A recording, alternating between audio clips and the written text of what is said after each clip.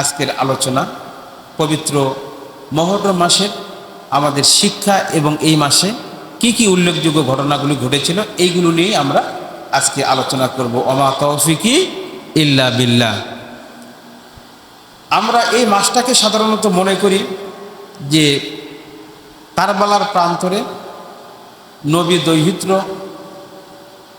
ইমাম হুসাইন রাদিয়াল্লাহু আনহু শাহাদাত বরণ করেছিলেন, এই জন্যই মনে হয় এই কারবালাটার গুরুত্ব, আমরা এটা মনে করি কিনা বলেন। কিন্তু আসলে এটাই শুধু জানার বিষয় নয়। আসলে মুহররম মাসের আমরা আজকে দুইটি বিষয় আলোচনা করব। একটা হচ্ছে মুহররম সম্পর্কে, মুহররম মাসের গুরুত্ব ফজিলত, আরেকটি হচ্ছে 10ই মুহররম বা ইয়াউমুল আশুরা যে তারিখটাকে বলা হয়, এই দিনে কী কী ঘটনা ঘটেছিল, এই দিনটার গুরুত্ব, এই দিনটার মাহাত্ম্য, তাৎপর্য এবং এই দিনের শিক্ষা কি, এই বিষয়গুলো নিয়ে আজকে আলোচনা করব। এই দিনটাকে কেন ইয়াউমুল আশুরা বলা হয়, এই বিষয়ে আল্লামা বদরুদ্দীন আইনি রহমতুল্লাহ আলাই তিনি নকবাতুল কারি আত-তাশরিহুল সহিহুল বুখারীতে এই ঘটনাগুলি তিনি বর্ণনা করেছেন যে এই মাসে 10টি উল্লেখযোগ্য ঘটনা ঘটেছিল আল্লাহ পাক সৃষ্টি জগৎ সম্পর্কে। সৃষ্টি জগতের মধ্যে 10টি উল্লেখযোগ্য ঘটনা ঘটেছিল এই মাসের, অর্থাৎ মুহররম মাসের 10 তারিখে। এই 10টি ঘটনাকে একত্রিত করে এই তারিখটাকে বলা হয় আশুরা, অথবা এই মাসের 10ম তারিখ হচ্ছে 10ম তারিখকে আরবিতে ইয়াউমুল আশের বা ইয়াউমুল আশুরা বলা হয়। এই জন্য মুহররম মাসের 10 তারিখকে আমরা ইয়াউমুল আশুরা বা আশুরার দিন যেটা বলে থাকি। এর নামকরণের দুইটি কারণ রয়েছে। আল্লামা বদরুদ্দীন আইনি রহমতুল্লাহ আলাই তিনি আত-তাশরিহুল সহিহুল বুখারীতে তিনি বর্ণনা করেছেন, যেহেতু এই মাসে উল্লেখযোগ্য 10টি ঘটনা ঘটেছিল, এই 10টি ঘটনাকে একত্রিত করে এই তারিখটাকে ইয়াউমুল আশের বা ইয়াউমুল আশুরা বলা হয়, অথবা এই তারিখটা মাসের 10ম তারিখ হওয়াতে এই মাসের এই তারিখটাকে ইয়াউমুল আশের বা ইয়াউমুল আশুরা বলা হয়। তাহলে নামের বিষয়টা আমরা জানলাম। এখন কি কি ঘটনা ঘটেছিল এবং এই মাসে আমরা কি আমল করব, এই তারিখে আমাদের জন্য কি কি শিক্ষা এবং কি কি আমল রয়েছে, এইগুলি সম্পর্কে আমরা আলোচনা করব। এই মাসের উল্লেখযোগ্য আমলের মধ্যে একটি আমল হচ্ছে আমরা এই মাসে 9 এবং 10 তারিখ, সেই হিসাবে 2024 সালের জুলাই মাসের 17 তারিখ মুহররম মাসের 10ই মুহররম বা আশুরার দিন উদযাপিত হবে। সেই হিসাবে আমরা 17 এবং 15 তারিখ আমরা সেহরি খেয়ে 2টা নফল রোজা পালন করব। একটি রোজা পালন করা কি মাকরু, আর 2 বা 2-এর অধিক রোজা থাকা হলো মুস্তাহাব। যদিও নফল রোজা কিন্তু অত্যন্ত গুরুত্বপূর্ণ। আল্লাহ নবী বলেছেন এই মাসের একটি রোজার ফজিলত হচ্ছে তার বিগত জীবনের গুনাহগুলো মাফ করার জন্য যথেষ্ট হয়ে যাবে। আল্লাহ পাক আমাদের সকলকে যেন এই মাসের এই তারিখের গুরুত্ব অনুসারে আমাদেরকে রোজা পালন করার তৌফিক দান করেন। সকলে বলি আল্লাহুম্মা আমিন। আল্লাহ নবী যখন হিজরত করে মদিনায় গেলেন, হিজরতটা কেন করেছিলেন এটা আপনারা জানেন। আল্লাহ নবী তিনি বাধ্য হয়েছিলেন মক্কা থেকে মদিনায় হিজরত করা। আপনারা আমাকে বলেন, আল্লাহ নবী কি কোনো সন্ত্রাসী ছিলেন? কোনো মানুষের উপরে আঘাত করতেন? কারো সম্পদ লুণ্ঠন করেছেন? কোনো নারীর প্রতি খারাপ নজরে তাকিয়েছিলেন? বরং তিনি ছিলেন সর্বকালের সর্বশ্রেষ্ঠ, কাল এবং কালান্তরে তার মতো বিশ্বস্ত আমানতদার একটি মানুষও আল্লাহর আরশের নিচে জমিনের উপরে কোনোদিনই ছিল না এবং আগামীতে কখনো আসবে না। সেই মানুষটি পর্যন্ত নিজ মাতৃভূমি ত্যাগ করে তিনি হিজরত করলেন কোথায়? মক্কাতে। তাহলে মক্কাতে হিজরত করার পিছনে আল্লাহ নবীর কোনো অপরাধ ছিল না, কিন্তু তারপরও নিজ গোত্রের নিজ কওমের লোকেরা তাকে বাধ্য করেছিল। একজন মানুষ যদি দেশান্তরিত হয় তাহলে সেই লোকটার মনের মধ্যে কষ্ট থাকে কি থাকে না বলেন? আল্লাহ নবীর চেয়ে মানুষকে ভালোবাসার, নিজ দেশের প্রতি তার মহব্বত কত বেশি ছিল দেখেন। এই জিনিসটা হচ্ছে আমাদের জন্য শিক্ষা। এই জন্য আল্লাহ নবী বলেছেন, আল হাব্বুল আতনু মিনাল ঈমান, দেশকে ভালোবাসা, দেশের মানুষকে ভালোবাসা, এটা হচ্ছে ঈমানের একটা অংশ, ঈমানের একটা অঙ্গ। এই জন্য আমরা যারা ঈমানদার তারা নবীর একটা সুন্নত, সেটা হচ্ছে দেশের মানুষকে ভালোবাসা, দেশকে ভালোবাসা।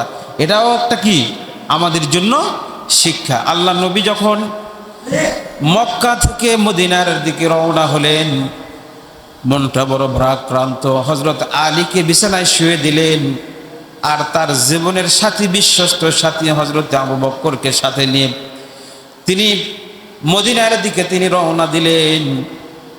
রওনা দেওয়ার অদূরে, যে মক্কা থেকে অদূরে একটা জুহফা নামক একটা স্থান বা বস্তিতে তিনি পিছনের দিকে বারবার তাকাচ্ছে। তার নিজ জন্মভূমি মক্কা নগরী তার দেখা যায় না, মক্কা নগরীটা আড়াল হয়ে যায়। নবীজি বড় কষ্ট অনুভব করতে লাগলেন। তিনি বারবার মক্কার দিকে তাকাচ্ছিলেন। হযরত আবু বকর বললেন, ইয়া রাসূলুল্লাহ, ইয়া হাবিবাল্লাহ, যে মক্কার লোকেরা আপনাকে ভালোবাসলো না, যে মক্কার লোকেরা আপনাকে চিনতে পারলো না, যে মক্কার লোকেরা আপনাকে মক্কা থেকে বিতাড়িত করলো, আপনাকে হিজরত করতে বাধ্য করলো, সেই মক্কার দিকে আপনি কেন বারবার চেয়ে থাকেন, কেন বারবার তাকান? আল্লাহ নবী জবাব দিলেন, আবু বকর, আমার মাতৃভূমি মক্কা নগরী আমার চোখের আড়াল হয়ে যাচ্ছে, আমার বড় কষ্ট হচ্ছে না আবু বকর। আমার মনে হচ্ছে যেন আমার হৃদয়ের এক খণ্ড ফালি যেন আলগা হয়ে যাচ্ছে, আমার নারীর টান যেন আমি অনুভব করতেছি আবু বকর। কারণ এই মক্কার লোকেরা আমাকে চিনতে পারে নাই, এই মক্কার লোকেরা আমাকে নবী হিসাবে মানে নাই, আমাকে সম্মান করে নাই, কদর করে নাই, বরং আমার উপরে অত্যাচার করেছে। কিন্তু এই লোকেরা, তারা বুঝতে না পারলেও এই লোকগুলার প্রতি আমার কোনো ক্ষোভ নেই, বরং আমি ওই মক্কার জন্য আমি কান্না হয়, আমার কষ্ট হয়। যে মক্কার অলিতে গলিতে আমি বড় হয়েছি, যে মক্কার আলো বাতাস খেয়ে আমি বড় হয়েছি, আজকে আমার সেই মক্কা ছেড়ে আমার মদিনার দিকে যেতে আমার বড় কষ্ট হচ্ছে রে আবু বকর। এই জন্য আল্লাহ নবী বলেছেন, আল হাব্বুল আতনু মিনাল ঈমান, প্রত্যেকটা মানুষকে দেশের ভালোবাসা, দেশের মানুষকে ভালোবাসা তার একটা ঈমানের একটা অঙ্গ, ঈমানের একটা অংশ। আল্লাহ নবী মক্কা থেকে মদিনায় হিজরত করলেন। তিনি বিভিন্ন মানুষের সাথে তিনি চলাফেরা করতেছেন। একটা বস্তিতে চলে গেলেন, ইহুদি অধ্যুষিত এলাকা, ইহুদিরা সেখানে বসবাস করেন। তিনি গিয়ে দেখতে পেলেন ইহুদিরা রোজা পালন করতেছে। আল্লাহ নবী জিজ্ঞেস করলেন, তোমরা এই দিনটা কি উপলক্ষে রোজা পালন করতেছ? এই দিনটার কি মর্যাদা রয়েছে? ইহুদিরা নবীজিকে বললেন, আপনি জানেন না, এই দিনটা আমাদের কাছে অত্যন্ত গুরুত্বপূর্ণ দিন। কারণ এই দিনে আমাদের নবী হযরতে মূসা আলাইহিস সালাতু ওয়াস সালাম তিনি ফেরাউনের তাড়া খেয়ে যখন নীল নদে তিনি ধাপ দিয়েছিলেন, নীল নদ পাড়ি দিয়ে তিনি চলে গিয়েছিলেন। এই দিনটাতে আল্লাহ রাব্বুল আলামিন আমাদের নবী মূসা কালিমুল্লাহকে রক্ষা করেছিলেন। এই দিনটাতে শুকরিয়া আদায় করার জন্য মূসা আলাইহিস সালাতু ওয়াস সালাম রোজা পালন করতেন। আর মূসা আলাইহিস সালামের অনুসারী হিসাবে আমরা এই দিনটাতে আমরা রোজা পালন করি। অর্থাৎ এই দিনটা হচ্ছে 10ই মুহররম, আমাদের জন্য বড় দিন, আমাদের জন্য একটা গুরুত্বপূর্ণ দিন। আল্লাহ নবী যখন এই ঘটনা শুনলেন, আল্লাহ নবী ইহুদিদেরকে উদ্দেশ্য করে বললেন, ইহুদিরা তোমরা তো তার মাত্র অনুসারী, আর আমি হচ্ছি আনা আওলাদুল আকরাদু মিনকুম, অর্থাৎ আমি উত্তরাধিকার সূত্রে একজন নবী আরেকজন নবীর ভাই হয়, সেই হিসাবে আমি তোমাদের চেয়ে আনা আওলাদুল আকরাবু মিনকুম, আমি তোমাদের চেয়ে আমি মুসা আলাইহিস সালাতু ওয়াস সালামের এই দিনটা উপলক্ষে আমারও রোজা থাকার হক রয়েছে, অধিকার রয়েছে। এই জন্য আমি আজকে এই দিনটা আমি রোজা থাকলাম। বলুন সুবহানাল্লাহ।